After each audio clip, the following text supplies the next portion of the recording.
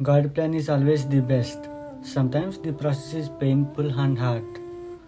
God in silent is doing something for you. బాధపడకండి, దేవుడు ఖచ్చితంగా కార్యం చేస్తాడు. నీకు విశ్వాసం ఉండాలి. మెయిన్ విశ్వాసం లేకుండా దేవుడికి మీరు నచ్చరు.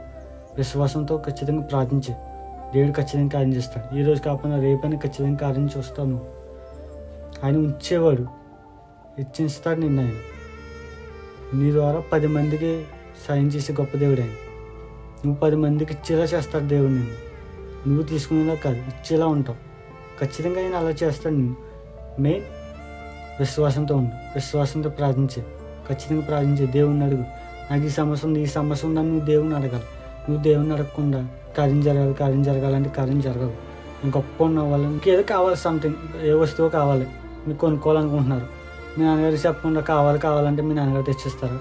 మీ నాన్నగారు నువ్వు అడగలేదు, ఆయన మీకు తేడా ఎలా తెస్తాడు? నువ్వు అడగలేదు కాబట్టి.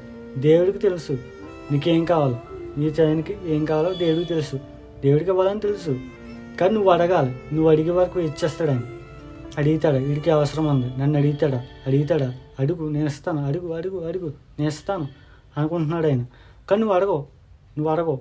దేవుని అడగకుండా అది కావాలి ఇది కావాలంటావు.